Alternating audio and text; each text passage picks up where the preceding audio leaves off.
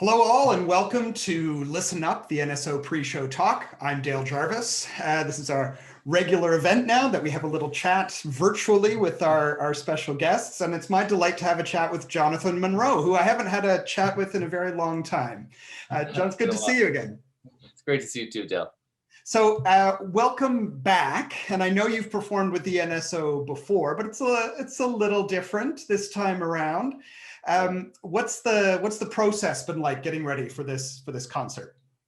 Actually, it was really beautifully handled. Everything was smooth and comfortable, and of course, everything was a little bit different this time because we were adhering to all the protocols that had been set up between the government and the NSO. But it was so well managed, I have to say. It was a dream to be able to sing again with the orchestra, and the rehearsals, everything from the rehearsals right through to the end was as smooth as silk.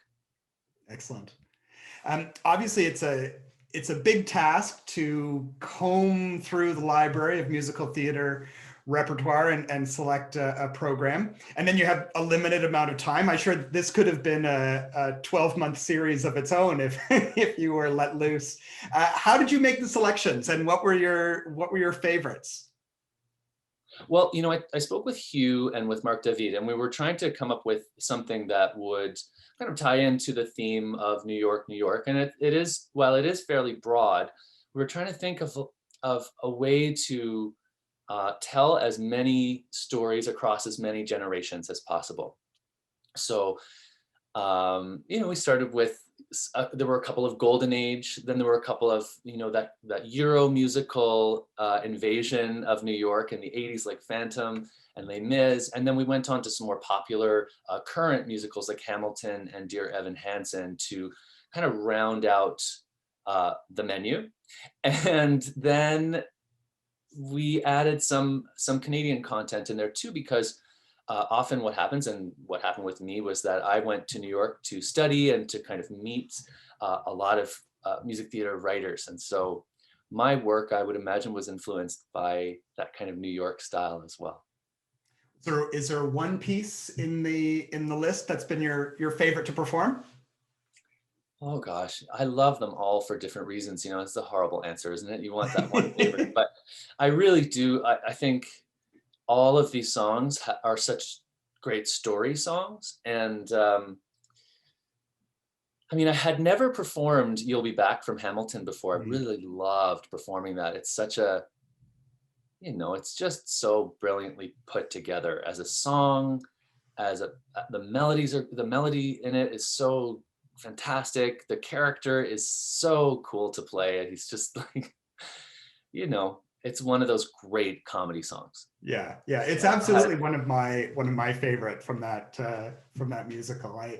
It is right. It is. I think it's a fantastic character, which really has such a short amount of time on stage, but makes such an incredible impact. Oh, huge. And Jonathan Groff, who played him initially, is such a genius. He really is so incredible, and such an incredible vocalist too, that he makes it sound like a breeze, and it's actually not that easy to sing.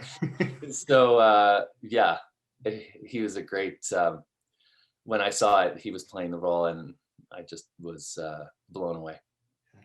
So one really special aspect of the show are the selections which you've written and arranged. And I wanted specifically to talk to you a bit about The Hockey Sweater, a musical. So this is a story that I know I grew up, with The Hockey Sweater. Tell us a little bit about the process of creating that.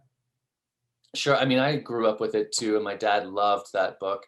It's just a short story, but so Emile Scher, who was the co-lyricist and book writer of The Hockey Sweater, the musical, approached the Segal Center, I think in 2015, with the idea to create it for Montreal 365, I guess it was, or 375. I can't remember, 375. And Lisa Rubin and John Rondo, who managed the Segal Center, well, she's the artistic director, he's the general manager at the Segal Center. They jumped on it. They thought it was a great idea and assembled a team. And I was kind of brought into consideration in terms of as a co-lyricist and composer, and it worked out in my favor, which is really great.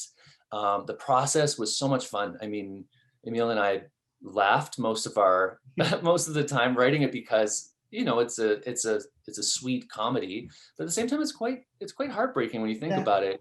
Yeah. This beautiful story of this boy who just wants to be a great hockey player like his idol, and whose mother doesn't understand the game and orders him the wrong sweater. I mean, they both come at it from honest places, but it kind of is a little bit tragic in a way, and has this beautiful turnaround to it. So when he learns that you aren't what you wear, and you're much greater than all of that, it's actually a beautiful moral in the story. So the process of coming up with it was really exciting, and then staging it was wonderful. I mean, it was wild and wacky, but it was to watch all the kids work with the director, Donna Fior, who is arguably the best musical theater director in the country, and choreographer as well, to watch all of the pieces come in to play, and to finally come up with a version at the NAC especially that we really felt was true to the story as well, was magical.